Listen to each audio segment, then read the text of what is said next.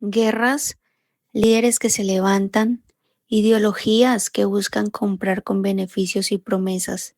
Y en medio de todo, muchos repiten la frase Dios quita y pone reyes, como si fuera un aval automático. Pero, ¿qué quiso decir realmente Daniel cuando pronunció esas palabras en Babilonia? Hoy quiero que lo veamos no desde la política, sino desde la fe.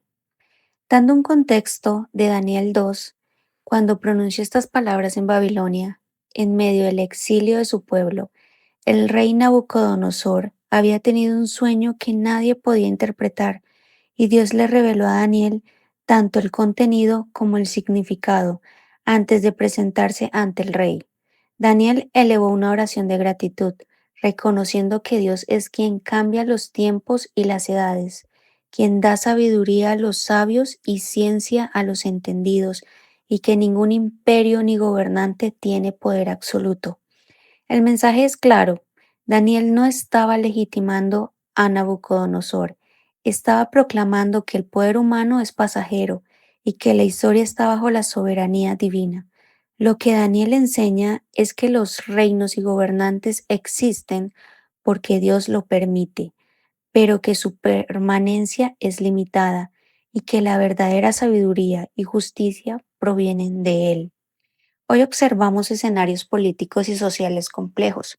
En Estados Unidos, con el presidente Trump, vemos cómo el liderazgo de una nación poderosa influye en el rumbo global.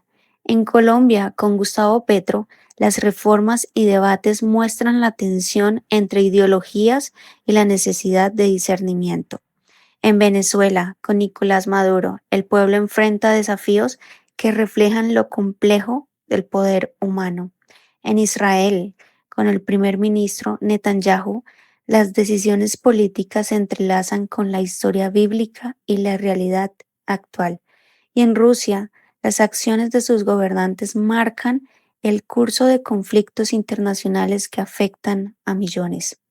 Algunos citan Daniel 2:21 para decir que Dios los puso allí, pero olvidan que el versículo habla de soberanía, no de aprobación. Dios permite que los gobernantes existan, pero también juzga sus actos y recuerda que los imperios no son eternos. La política y las leyes humanas muchas veces aprueban cosas que contradicen directamente la palabra de Dios. Algunos ejemplos como el aborto legalizado contradice el valor de la vida desde la concepción. Ideologías que niegan la creación. La Biblia enseña que Dios creó varón y hembra. Corrupción y enriquecimiento ilícito. Líderes que roban y engañan van contra el mandato de justicia. Guerras de ambición y poder. Dictaduras que oprimen al pueblo, donde se niega libertad y se oprime al necesitado, contrario al mandato de cuidar al pobre y al extranjero. Normalización del pecado en leyes. Cuando se aprueban prácticas que la Biblia llama pecado y se presentan como progreso, se niega la verdad de Dios. Y el comportamiento de los creyentes frente a ideologías políticas, la Biblia nos da instrucciones claras. Respetar la autoridad civil sin idolatría. Obedecer a Dios antes que a los hombres cuando las leyes contradicen su voluntad. Practicar justicia, amar misericordia y caminar humildemente con Dios.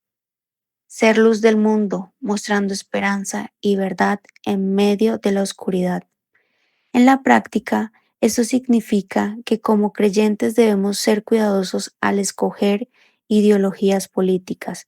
No se puede permitir vender la razón por subsidios, regalos o promesas que buscan manipular nuestra conciencia.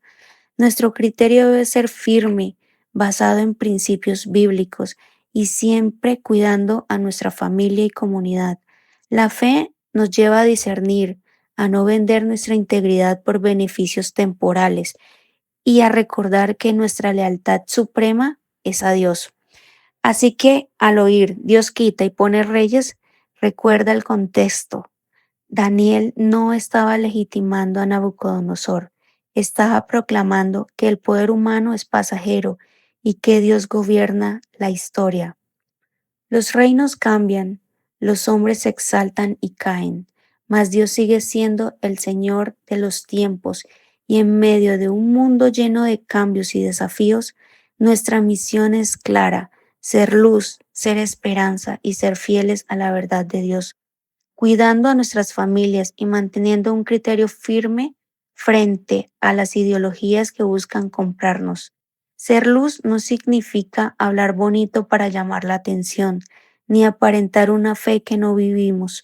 Ser luz es vivir con coherencia, sin hipocresías, mostrando con hechos lo que proclamamos con palabras. Es defender la vida, la justicia y la verdad, aunque no sea popular. Es cuidar de los nuestros con responsabilidad y es ser ejemplo en lo pequeño y en lo grande.